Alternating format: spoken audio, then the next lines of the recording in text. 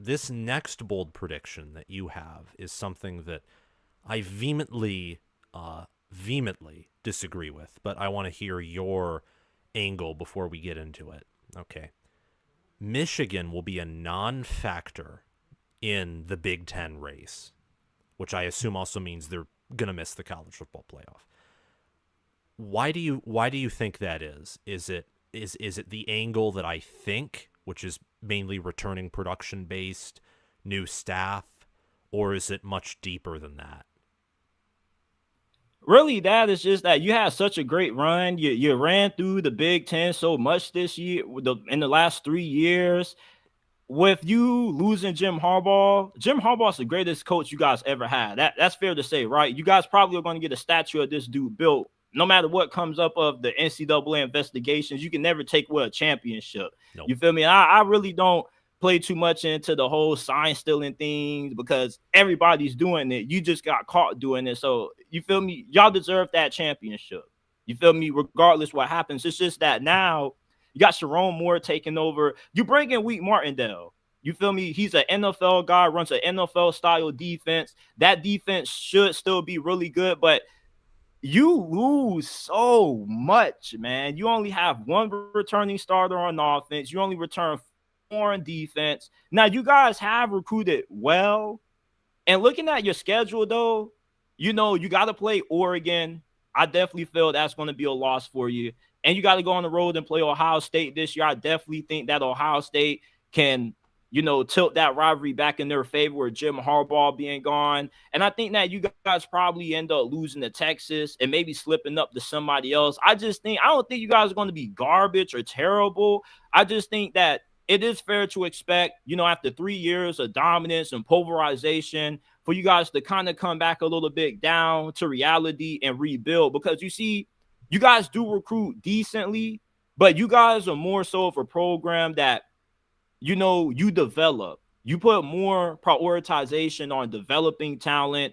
And with you not consistently bringing in elite recruiting classes like a Georgia or a Texas, and you're not really that active in the portal. If you guys go to the portal, you may get a receiver or two, but most of the time you're getting an offensive or defensive lineman. So for Michigan, I could see them as a 9-win team. I don't think they're going to be terrible. I just think that Oregon and Ohio State right now are just so much better than you, especially with Ohio State. Let's just be honest, Sam. Like, Ohio State paid for their team. And I know what people are going to say. Oh, it doesn't matter if you pay for your team. They're going to bring up Texas A&M. But we got to stop making it seem like Ryan Day is a terrible head coach. Like, this dude has Yeah. doesn't even have 10 losses on his resume. You feel me? Nope. The only problem is that he just can't get past Michigan, but Jim Harbaugh's gone now. And there was a time when Jim Harbaugh struggled to get past Ohio State.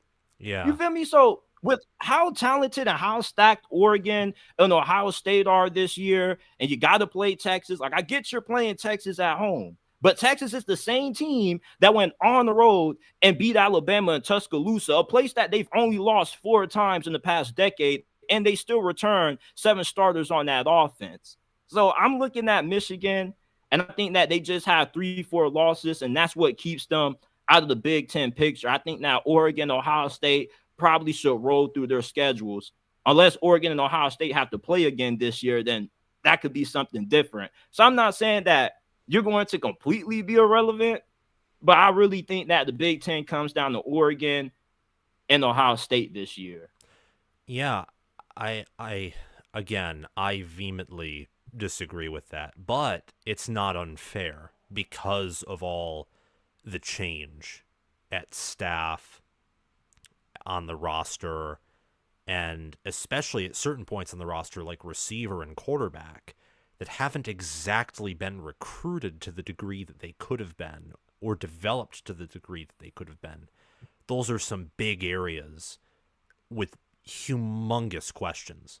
I mean, I don't even know if Michigan has a receiver who will have consistency. I don't know if the How quarterback you feel will about the have quarterback? consistency. Alex Orji, like, I have more how did you confidence feel in about his spring quarterback game than I do performance? wide receiver, actually. How do you feel about Alex Orji potentially being a starter and his ability to throw the football? Because I see that being a big question mark that people have about him. It is a massive question mark. I don't think he'll be a John O'Corn, Brandon Peters level bad. I don't think he'll be Joe Milton level bad, but that's such a low bar. And I mean, at that point, you're relying on other defenses for you to win games, like for them to not be super good or not all be top 5 in the Texas, Oregon, and Ohio State games, rather than relying on your quarterback to beat those defenses. Like last year, it didn't matter how good Ohio State's defense was because J.J. McCarthy made a ton of NFL throws in that game that are so hard to guard. Orji doing that, it's like he has the athletic skill set theoretically to be like a Lamar Jackson, but I'm not going to predict that to happen because that would just be insane. Like the odds of that happening are closer to 0% than 5%, or maybe even closer to 0 than 1. But I personally am confident about everything except for quarterback and wide receiver. What the problem with that is that leaves a lot of things out of your control, because that means the passing offense is severely limited. I think the rushing offense will be elite. I think the defense will be elite. But if Texas's secondary is top 50 and their D-line doesn't take as much of a step back as I think it does, that could put Michigan in an area with trouble. And I think Oregon and Ohio State have the combination of offense and defense to where those will be very, very hard games, even if Michigan positively answers some of their questions at quarterback and receiver. And their schedule is, like you've already talked about, and I've kind of been talking about it too, their schedule is tough. The only reason I don't think it's fair to say that Michigan will be a non-factor is mainly the development angle and the Jim Harbaugh being such a great coach and having such a great staff, especially at strength and conditioning, that even if Sharon Moore is not the guy, and even if this staff isn't good, that the system is in place for there to be at least a few more good years before the whole thing just falls apart. If Sharon Moore isn't the guy. And I think he is, but we don't know. At this point, Michigan is one of those programs that has a ton of unknowns, especially about its distant future. What was I was thinking about asking you something. What do you think about those rooms? And perhaps more importantly, what do you think about their trench play? When it comes to Michigan? Yes, because trench play is ultimately what wins the Big Ten. I mean, the Big Ten is probably the most trench-centric conference in the entire college football universe. Well, it's just like, my thing is, you guys have always been really good up front for the past 3 years. You guys have put a bunch of NFL guys into the league. But my thing is, if you're going to have the same concern about Texas with what they lose up front, I feel like it's only right to have that same, concern about Michigan, because Texas, they just paid for one of the best defensive tackles in the nation in the portal. You feel me? So it's like with Texas, anytime they got a hole, their pocket's so deep, they can go get anybody they want to that's top of that position. When it comes to Michigan, though, you don't always take that same approach. And I just feel like, with Texas, they're one of those teams that they just reload. They don't really rebuild. With Michigan, you're going to have to develop these guys. And you guys have lost some really good interior defensive linemen over the last couple of years. Same thing with your offensive line. It's like you guys have had a Joe Moore Award finalist offensive line for the past 3-4 years in a row. So for you to be able to sustain this level of consistency, you might as well consider yourself to be the next Georgia.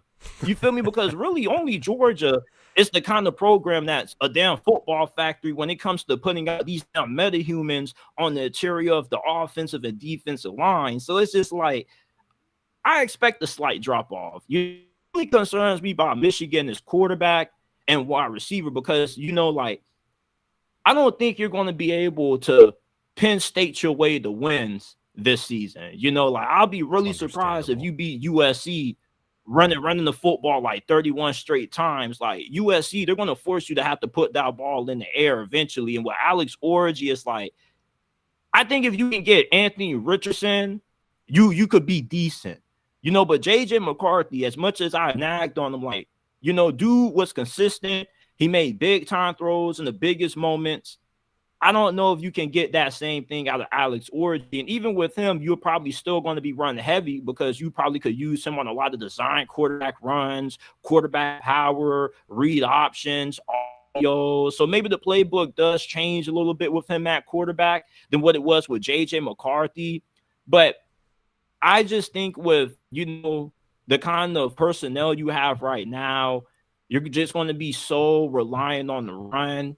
And that's really what's going to hurt you, because last year you were able to be balanced, even though we knew you were going to run the football. But the thing is, you could still mix in the pass with that. I don't know if you're going to be able to sustain that same style of play, especially if you're going to play Oregon. Like Dan Lanning, he comes from that Kirby Smart tree. He's put a lot of emphasis on improving that defense. That defensive line is nasty. They got Walter Nolan out of the transfer portal too. Like, it's just going to be a little tough sledding for Michigan to win the same way they did in 2023 this year. Yeah, I agree with that. I think that Michigan's path to victory is actually a lot like the 2021 season, which had its ceiling, but I think Michigan is going to need to rely even more on that offensive line, which, while not as questionable as quarterback and receiver because of all they lost, has its questions. But I am going to push back on part of the discourse about the trench play, because Mason Graham and Kenneth Grant come back, and they're projected to be first-rounders. And Derek Moore and Josiah Stewart come back at end. Now, from what I remember, Derek Moore and Josiah Stewart both had like 5.5 sacks each.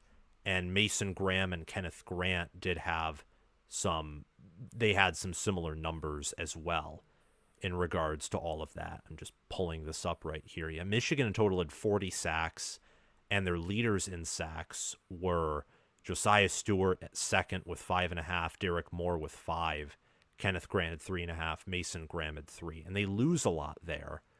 And they also bring back Will Johnson, Quentin Johnson, and Makari Page. Like, they have players on defense, and they have depth on defense. And Michigan, they even returned some rotational players on offense who played big roles. So I understand where you're coming from, and I do think Michigan's floor this year is like 9-3. Probably all of those losses: Texas, Oregon, Ohio State. Only reason I don't have it at 8-4 is I think this team is good enough in the trenches combined and on defense to where if they do lose a random game, they'll upset a good team. But I'd say that's my major pushback. But more so with other fans who think that Michigan has like nothing after they won and most of their starters lost, is this team's deep. And last year's team had the depth of like a 2021, 2022 Georgia. And last year's Georgia was not as good as those Georgias. They weren't. But they were still a near elite team. They had the potential to be a powerhouse. And I think that Michigan is probably going to be closer to that, and they take that step back. But they're still a force to be reckoned with, as opposed to losing all of their big games, especially two of them that are at home against teams in Oregon and Texas who don't yet have the reputation that Michigan does on defense and in the trenches. But here's the thing with that, though. They got way more proven quarterback play than what you're going to have. And you're not going to be able to beat Oregon or Texas by just relying on all defense, because those teams are going to get theirs. You have Steve Sarkisian, one of the best offensive minds in the game, and then Oregon has one of the top OCs who most likely could be a head coach next year, and Will Stein. So it's just that, the quarterback position really is what has me leaning towards Michigan kind of falling off a little bit, because at least with Georgia, you went from Stetson Bennett to Carson Beck. You That's feel true. me? And Fair Carson Beck point. was a 4-star recruit. Now, Alex Orji was a 4-star recruit too. You know, he was highly sought after. It's just that we haven't seen him really show us what he can do throwing the football. With Carson Beck, you know, what I saw out of him in the spring game, plus actually playing against him in high school, like we actually went up against Carson Beck. So I Oh, seen it with my wow. own eyes. Like this dude was special. Yeah, like we won, but he terrorized us. So it's like with Georgia, they just recruit so well overall.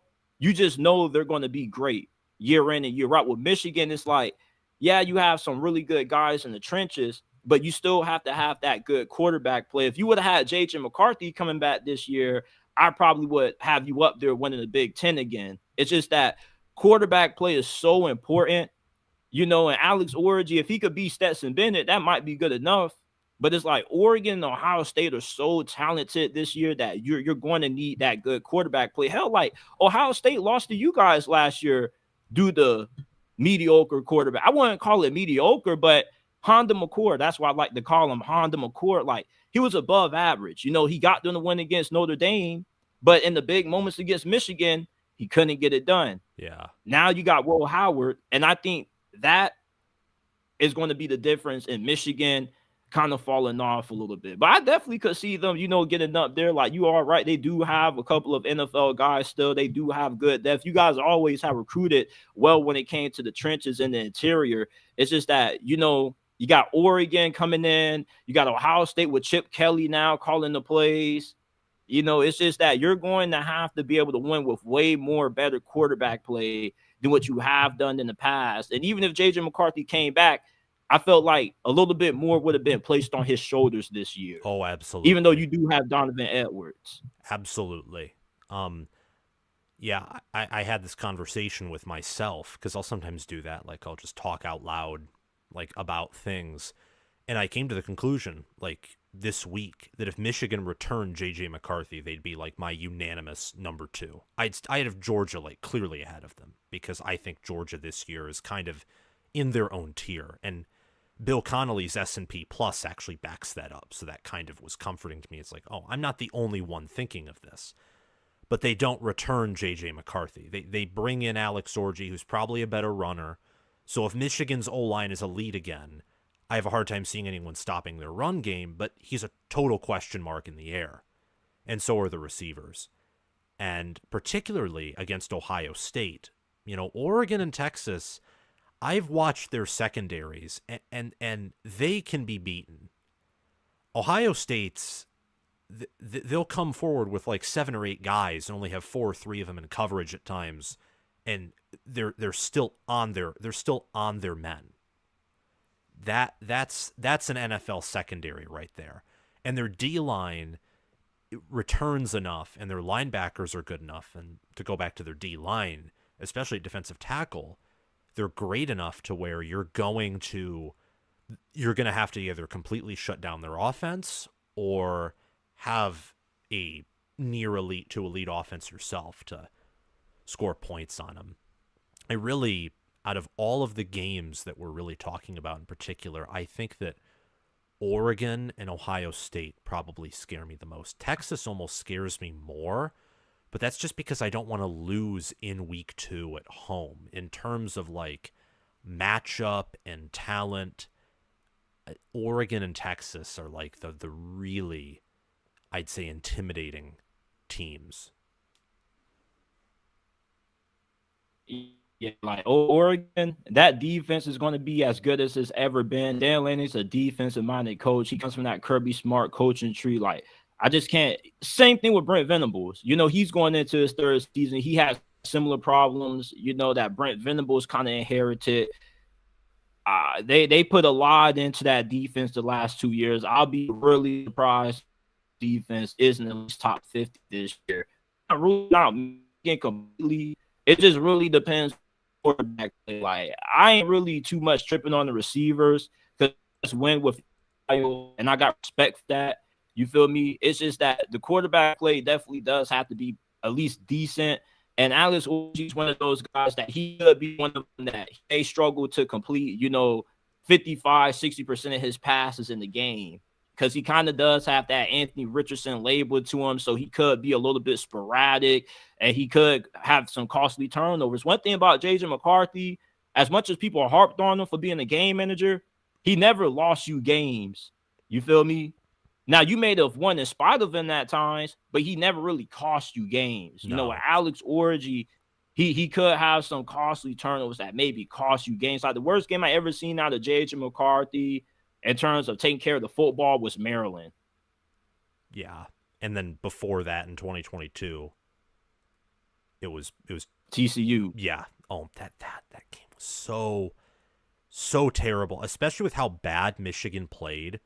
Part of me feels like if they did survive that game, that they may have like beaten Georgia, because I feel like if you prepare for a playoff team that badly, you're totally looking ahead to like the other playoff game, which was a big mistake because Georgia was just objectively better anyway, and TCU was good. The only team that was the only team that had no chance really of losing to TCU was Georgia, based off of like matchups and different things. Thank you so much for watching this episode of College Football with Sam. I appreciate it. And I would appreciate it even more if you were to hit that like button, comment your thoughts on this video down below, hit that big red subscribe button, and also click that notification bell so that your phone, laptop, or whatever device you use can ding or buzz whenever I release new content and notify you about it so that you can watch more videos like this. College Football with Sam is the best Big Ten football channel on YouTube. We're going to be doing a giveaway when we hit 20,000 subscribers, and we're trying to become one of the best, if not the best, college football channels on YouTube. Your support means so much, and to those of you who are subscribed to my Patreon or purchase merchandise from my store, the links to those are down in the description and pinned comment. Thank you so much. I want to give a shout out to my Patreons. Thanks to Crash2488 for being a Heisman member.